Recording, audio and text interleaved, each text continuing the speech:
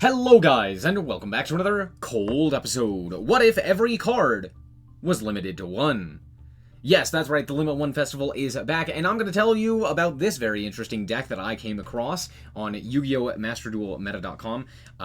Don't remember the player, don't really care. I should, probably. But, to be fair, it is a very cool idea, and I saw Paleos, I saw Tier, and I saw Purrely, and I was like, based. So here's the deck list that I have come across. But yeah, this is the Limit 1 Festival, and we'll get into my thoughts after the fact and after the deck list. So if you want to hear my thoughts on what the Limit 1 Festival is, or whether or not I think it's good, stay till the end of the video. Because honestly, I do have some good replays. But yeah, Purrely Tearlament with some Shaddolls Paleo. Interesting.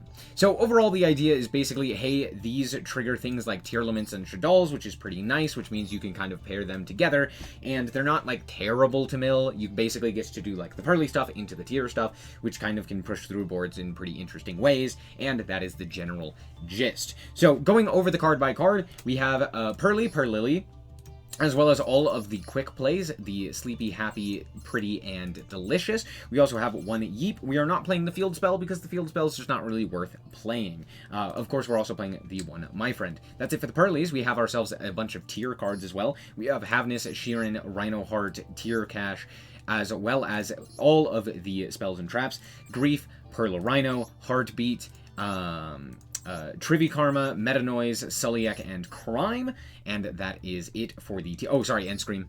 Forgot to mention Scream.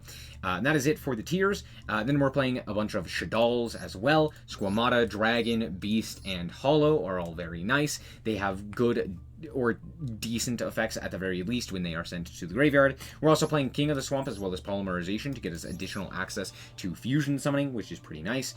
Then we're also playing Metal Foes Fusion to draw a card if we mill it, or if we send it off to the graveyard with the Happy Memory, which is pretty nice as well. Yeah, we're also playing Ash Blossom, we're playing Foolish Burial Goods, Triple Tack, Pot of Prosperity. Pot of Prosperity is notable here because it also allows you, it's one of those things where it's like, well, if you only see one half of your deck, like for example, if you only see, well, it's more so if you see the Tearlament half of your deck and not necessarily the Purrely half of your deck, you can basically just like banish the Purrely stuff and just play Tearlament.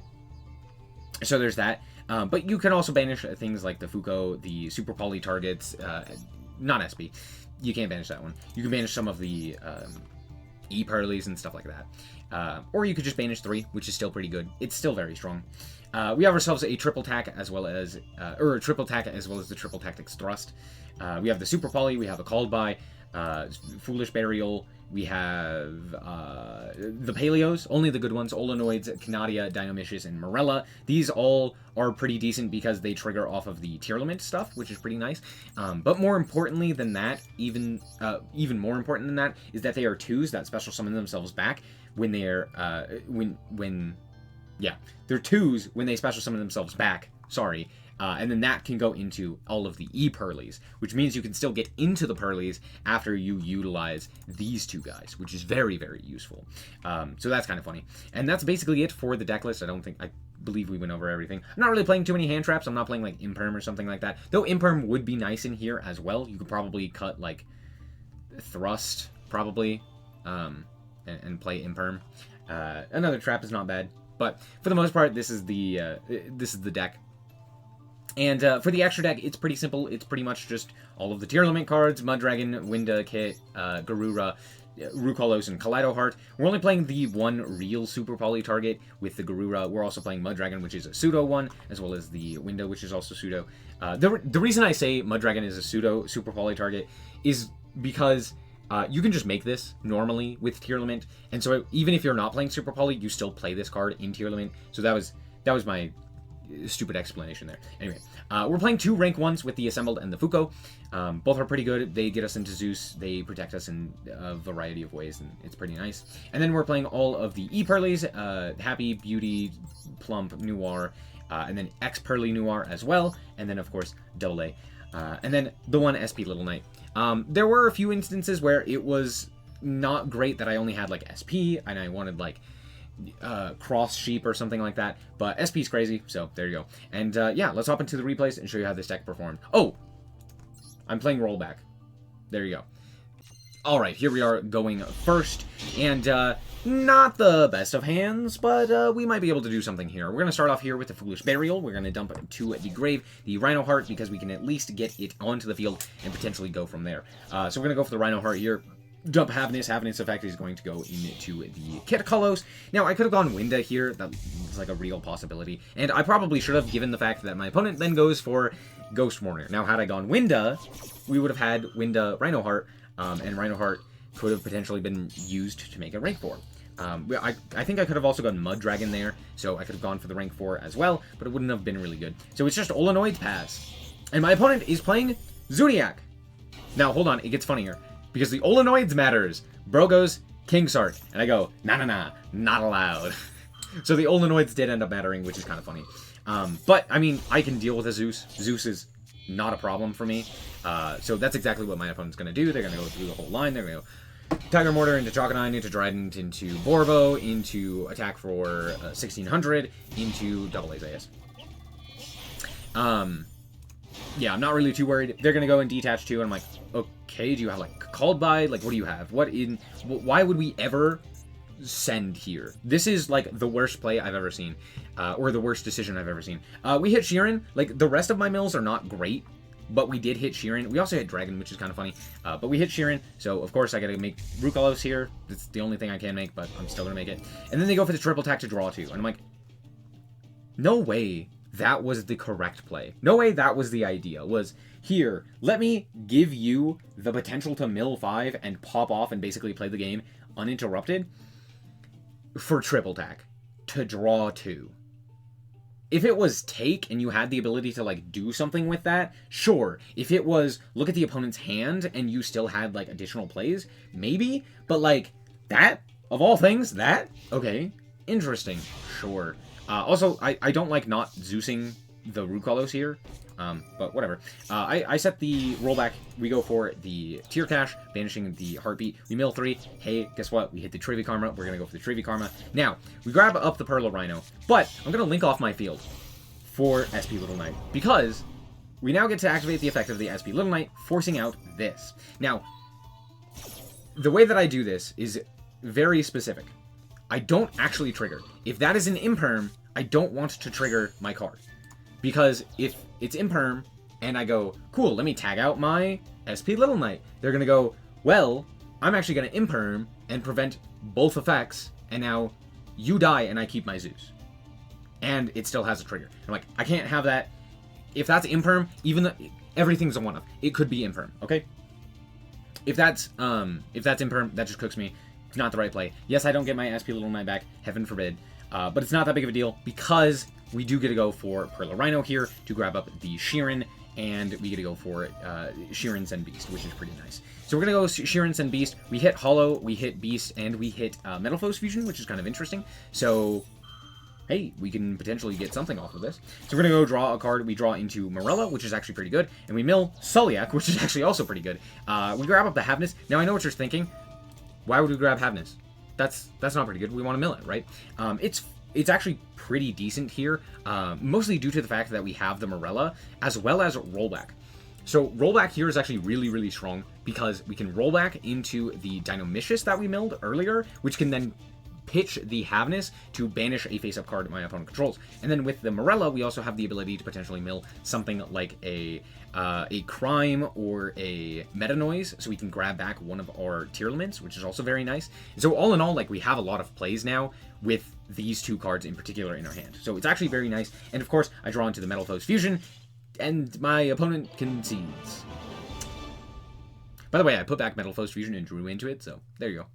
Alright, but here we are going second, and I drew Super Poly. Pretty good. But we also drew My Friend Purrely. Keep that in mind. So my opponent starts off with Shaddoll Fusion. Crazy. They go for the Winda here. They're going to activate the effect of their Beast to draw a card. They're going to go normal summon Ecclesia, activate Nadir Servant, pitching Garura, adding Maximus. And I'm like, please give me Maximus. I would love that. So they're going to activate to draw a card off of the Garura. They're going to special summon the Maximus. Maximus effect is going to activate. And we mill with Kit, or we send Kit, we send Garura, and they send Lulu Waylilith, and Albion. Of all the choices, that's not what I would have gone for. We draw into Purrely off of the Garura, and then we milled 5, and we hit, okay, but we did end up hitting a Sheeran, so there's that. So we go for the Root Colors here, and my opponent just passes with a set Retribution. Cool. This hand is crazy. This hand kind of, it's almost too much. My opponent is going to attempt to tag out into a guy, and I'm like, nope, that's just not going to happen. But now at this point, I can just walk over the field. I decided to search out the Rhino Heart and then normal summon the Havness to then Super Polio away the board. What did I pitch? I pitched Squamata. Go into the Mud Dragon. We're going to go for the effect of our Havness, and at this point, the game is over. We get to go for the Tier Cash. We get they get the Shaddoll Fusion, but at this point, I have Lethal. I can just Lethal through whatever they have, so it's not really that big of a deal. And yeah, we still didn't even do the Purrely stuff, so we still had that available to us, which is kind of crazy. Good game. Alright, here we are going first, and this one is going to show you the Purrely side of the deck, and more so what that does when it actually gets to pop off. So we're going to start off here with the Pot of Prosperity. We're going to go for 3, and we reveal Rise Heart, Rhino Heart. Rhino Heart's pretty good. We're going to start with the Rhino Heart here. We're going to activate its effect. We're going to go for the Havness. Havness effect is going to activate. We're going to go into the Kit Kalos. Out comes Kit Kalos. Hooray! We're going to activate the effect of the Kit Kalos, dumping to the graveyard the Tier Cash, and then I go, wait a second. Hold on. I should do the Purrely stuff first. Because I guarantee I'm going to mill something that I actually want off of the Purrely stuff. So I go for the Purrely here with Delicious Memory, chaining off of the mill effect here. And the reason I do this is because I want to get a search that's actually useful off of the Purrely. And of course, I immediately hit one of the quick plays. I'm like, tragic. Anyway, we do send a Beast here. I can't draw, so oops, didn't really matter though. We go for the My Friend, and we grab a Happy Memory off of it. And then I go for the Kit Kalos, and I go, whoops. Again, I was supposed to do the Purrely stuff. So, whoops. That's not going to come back to bite me in the butt too much, but we do end up hitting the Yeep, which I did want. So, oops. But we hit a bunch of other cards, so it's not that big of a deal. We're going to go for the Plump since Delicious Memory was in the graveyard, so again, not too big of a concern. We're going to attach 2, we're going to go for the Happy Memory, and then attach with Plump, and then we are going to just go into Noir here. So we have a 3-activation Noir, as well as the Dynamicious, the SnowiKs, and both of those are live, which is pretty cool. We draw for turn, or we draw off of the Noir, and we draw Dragon, which actually does come in handy. And my opponent is playing Dredron. They're playing Dredron. Of course, they drew the Alpha. They never don't. Out comes Ben 10. Now, one thing that's pretty interesting here. Sorry. Noir gets to shuffle back the Ben 10 before it triggers. So, because my opponent goes for the Zeta, I'm like, oh, that's cool. It tributes for cost, notably, which means Ben 10, while it did get tributed, it can activate its effect. If it's not in the grave, for when it's triggered, if it's in an unknown location, most notably, if it's in the deck, it's not going to trigger. It's not going to have any effect. So, yeah, I just shuffled that back, and I'm like, yeah, you can have your monster, that's fine. I have Dynamicious, I have SnowiKs. I'm not really concerned about, like, a Moo Beta or something along those lines. They grab up Dawn of the Herald, I'm like, cringe. They go for Link Karibo here into SP Little Knight. Now, again, I have SnowiKs. So, remember that play I talked about earlier with SP Little Knight and playing around Imperm? So my opponent goes for the SP Little Knight, attempting to banish my Noir, because now it's affected, and I'm like, that's fine. I'm going to attempt to shuffle away your guy. And then they're going to be like, I'm going to chain, because I'm so smart, and I'm going to get rid of this, and then I'm going to be able to come back. Aren't I so smart? And then I go, no, you actually now lose both of your effects, and I get to keep the Noir. Cool. Also chain Morella, which is funny. So Morella's going to come back as well. So there you go. We send away the Tier Cash. I probably shouldn't have done that in hindsight. I should have sent away the Morella, but it's fine. And then we're going to shuffle away their monster, and it's still negated. So no banishes for you. We do get a mill too, and we hit Crime, which doesn't do anything. Out comes Nova for the Altaris, or Altace. Delta again. They go for the the Link Karibo here, and I'm just going to shuffle away the Delta. I'm not dealing with that. Just, again, not going to allow the Ben 10, or the the Drytrons to do anything. Both of these have used their effects, so that's why I did that. They go for the... They go to end phase. They didn't even attack into my Morello, by the way. They could have. They just chose not to. So they set a card, they go into the end phase, and here we get to basically cook them. So out comes the Canadia off of the Dynamicious effect, and we get to pitch this dragon that we drew. So dragon now gets to pop that back row. And what was that back row? It was Crossout, which didn't really do anything. But there you go. So we're going to draw for turn, Metal Foes Fusion, and here we just go for Happiness. Yeah, did you know you can just make this? It's crazy. So we go Happy here. We grab up the Pretty Memory, which is the last memory that we have, and then we get a normal summon the Purrely that we had. I just chose to do it, and we reveal some cards. It wasn't going to find anything, but it was funny. And then we get to go for Beauty here. So now we have the Negate. We have Noir, who's just here looking pretty, and then this Happiness is going to become a Zeus. So there's that. And my opponent just concedes, which honestly, yeah, I probably would too. Good game. Alright, we're back with the deck, and honestly, this deck was pretty interesting. I found it to be very unique and very fun. Yeah, Purrely and the discards paired with Tear makes sense, right? Especially in a Limit 1 event, because normally, like, you'd want to play a lot more of the Purrely cards, which would mean sticking the Tear stuff in is kind of clunky and not really something that you can do reasonably.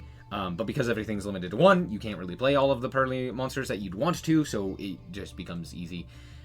So there you go. I think that's, like, the biggest thing. But then on top of that, like, actually having less access to these Purrely cards means that you don't really have much that you can do with the Purrely cards, which is where the Tearlament really does help with that.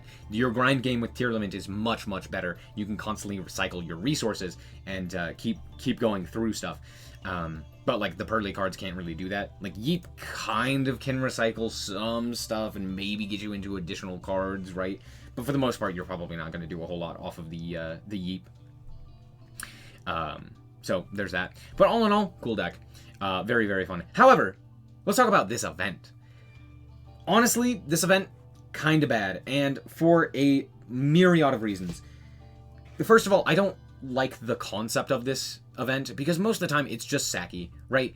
Oh, I saw the super polymerization, I win. Oh, I saw the triple attack, I win. Oh, I saw the Ash Blossom against, you know, the branded fusion, you know, I win. I saw Called By, I win. I see all of these, like, random one-ofs, you know, the Raigeki, the Lightning Storm, the Judgment, etc.